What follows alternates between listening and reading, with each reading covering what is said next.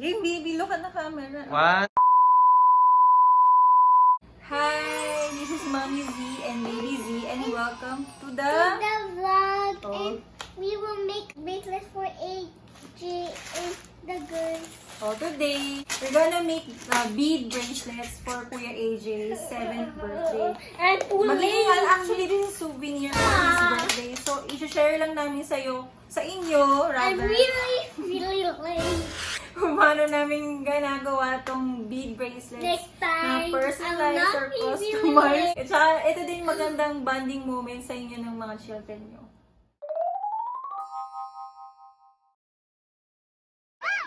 So, ayun, first, prepare muna natin yung mga needed beads na kailangan. So, ito yung, kasi gagawa tayo ng for the boys and for the girls. So, I choose these beads for the boys and maybe this one. Kasi ito naman for the girls. So, syempre, paano siya magiging personalized kung walang letters and numbers? I say some girl. Oh, so, Zia will make her own bracelet daw. First, measure natin using ruler. We need also a scissor to cut. But, be careful. Oh, be careful because what? That's pointy. Yes, it's pointy and sharp. So, with guidance dapat ng parents, okay? So, measure natin. So, si Zia, measure natin siya. Pero sa gagawa natin kayo ng Kuya AJ, kailangan natin yung ruler. So, ito yung measure. Magbigay tayo lagi ng allowance po for... What's this? Hi, oh, baby. This is yours. Bracelet Oh, this is yours, love. thing. Then kay Kuya AJ, yung spare sayang. So, gamitin ko na lang. So, kay Kuya AJ, 7. Ay, 8 pala, sorry. Sukat muna tayo ng thread. Elastic thread to. Nabili ko to sa Shopee. Actually, lahat to sa Shopee. This. Pero meron din ganito, kung gusto nyo. Ganyan, ganito din.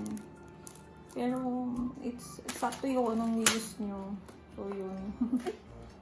Pagka-measure nyo, di syempre, kakat nyo siya. Like, yun nga, pagkasabi ko nga, 8 si Kuya AJ. Sila Kuya AJ. Ayan o, Zia's making her own. Medicine. Kasi shape na medicine eh. Itatay natin yung knot sa end. Para, yun yung magiging, what, baby? Para di mahulog. Very good. Yun, secure, pang-secure knot niya. Para hindi maghulog.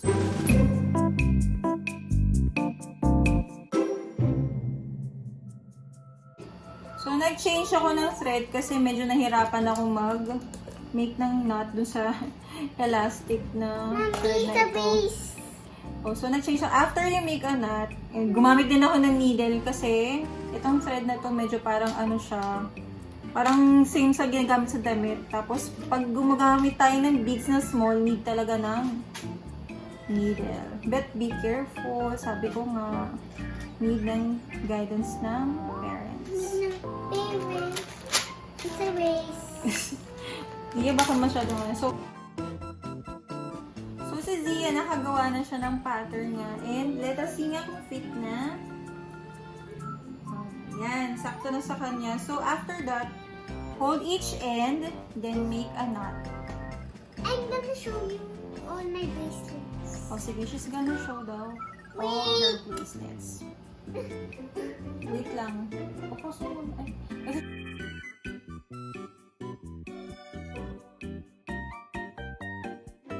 This is my already finished products in here set now. show them what kind of bracelet is this and when you use this. Sige, tell them. I have this bracelet because so that if I get lost, this is my mommy's Number. number. When I get Oh, lost, so it's a contact. it's a contact bracelet. Very good. And this kind of beads are normal. She used this in school. Mommy, Every where's time. now? Hmm? This is the latest. Why? Oh. Where's the latest? Because we need to tie it pa, anak. So, I need to finish pa to. Who's mine Wait, now? love, wait. Zia, will you sit, my love? Okay. Because I'm looking at you. Oh.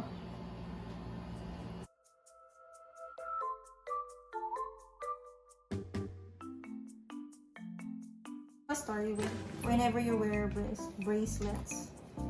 Which one is for for school? Which one is for morning? Sige, wear them, show them one by one. This is for school. This is for school. This is for school. This is for school. This is for school. This is for school. This is for school. This is for school. This is for school. She always go to school. That's why. This is for school. This is for school. This is for school. And this is for SM. Show them how you wear it. This is how I wear it. Wow. Show them. Like that. Show them in your arms. Yes. Under one. That's your, whose number is on your bracelet? You. My number, mommy's number. Number. And here's the other one. Candy bracelet. Is that a candy Sugar rush bracelet. Sugar rush I bracelet. think. But it's true. But it's sugar rush. Then, This one is different. This one is also sugar which one is your rush. favorite? Which one? All. And this one is also sugar rush. This is not sugar rush. And this is sugar rush.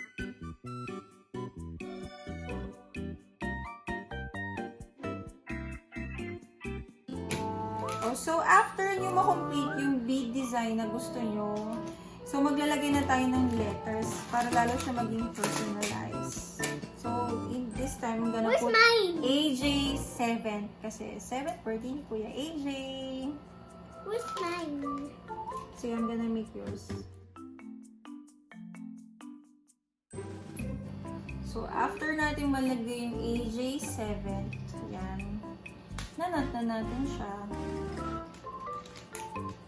After manat, you'll cut it. And where's mine?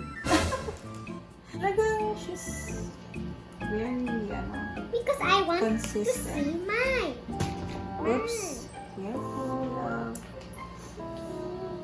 Siguro mga 3 to 4 knots para lang talagang secure na secure tayo.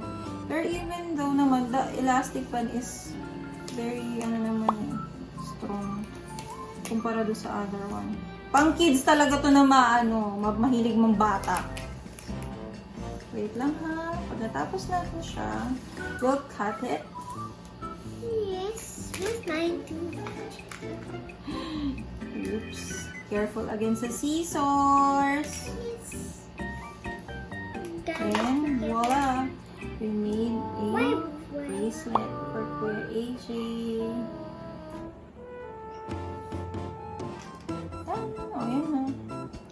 Meanwhile, thanks for watching. See you on the next vlog. Subscribe me. please like, share, and subscribe. Thank you. Thank you. See you in the next vlog.